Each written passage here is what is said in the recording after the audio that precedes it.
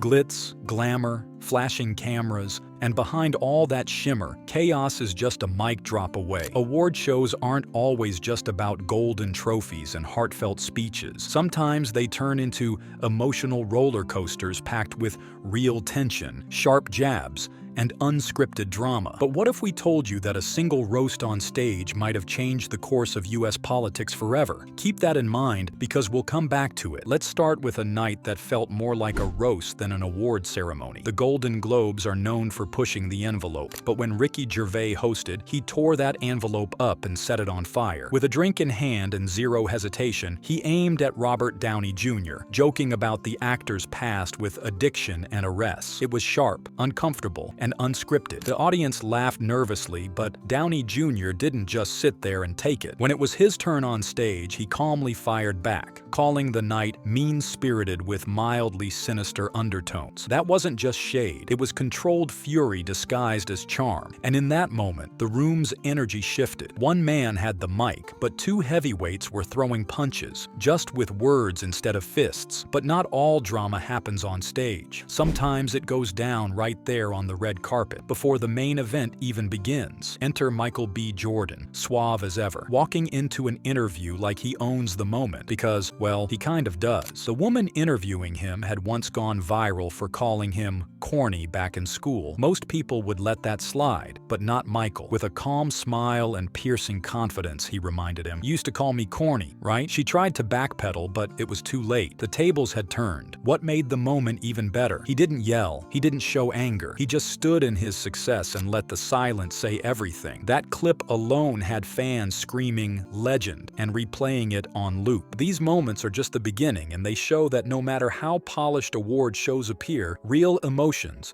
grudges, and unfinished business always find a way to the surface. But remember that tease about a roast possibly triggering a political campaign? Yeah, we're just getting started. Stay with us, because what happens next might just change how you look at pop culture and power forever. Just when it seemed like awkward interviews and stage roasts were as intense as it gets, the feud between Donald Trump and Jimmy Kimmel reminded everyone that award show drama can spill far beyond the red carpet. It all started when Trump abruptly canceled a scheduled appearance on Jimmy Kimmel Live. No reason, just a sudden no-show. Kimmel, being Kimmel, didn't hold back. He turned the cancellation into a full-blown roast, poking fun at Trump's thin skin and even questioning his political aspirations. But Kimmel didn't stop there. At the Emmys, he took the mic and blamed The Apprentice creator Mark Burnett for turning Trump into a household name, sarcastically calling Burnett the real reason America ended up with Trump as president. That wasn't just a jab, it was a full-on gut punch dressed up as an award show gag. But this next moment, it might just be the origin story of Trump's presidential run. Back in 2011, during the White House Correspondents' Dinner, Trump found himself the target of not one, but two savage roasts. President Barack Obama mocked Trump's obsession with the birther conspiracy, delivering punchline after punchline with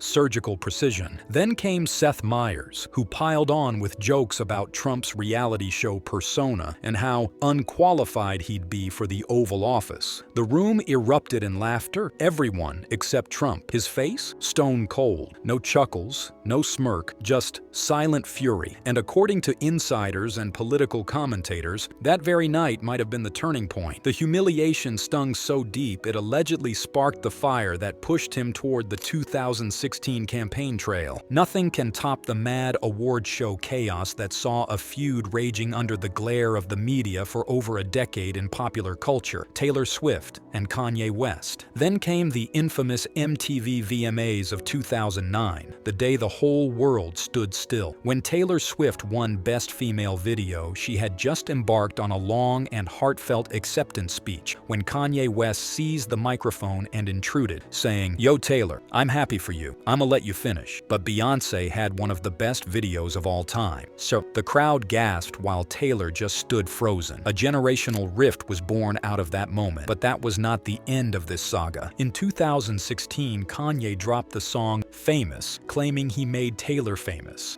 That lyric reignited the feud, dragging in Kim Kardashian, leaked phone calls, and public statements. Taylor, ever the storyteller, clapped back subtly but powerfully at the Grammys, using her Album of the Year speech speech to remind young women not to let anyone take credit for their success. It wasn't just a comeback, it was a masterclass in grace under fire. These moments weren't scripted, they weren't rehearsed, they were raw, messy, and deeply personal. And that's exactly why they stuck with audiences long after the lights went down. Award shows ought to be about glitz and trophies, but sometimes the glitter falls away and raw truths come crashing into unembellished shade. One of the unforgettable moments happened at the 2015 VMAs, when Nicki Minaj took issue with Miley Cyrus, who was the host of the night. The tension even began before the show. Miley had commented in an interview about Nicki, saying that Nicki's gripe with the VMAs was more about personal drama and body image than about any real projects. Nicki wasn't having any of it. When she got up to accept her award, she turned to Miley with a glare and said, "Miley, what's good?" That very moment went viral instantaneously. Miley tried to walk it off, saying her words were taken out of context, but she had plastered her career with a big red X.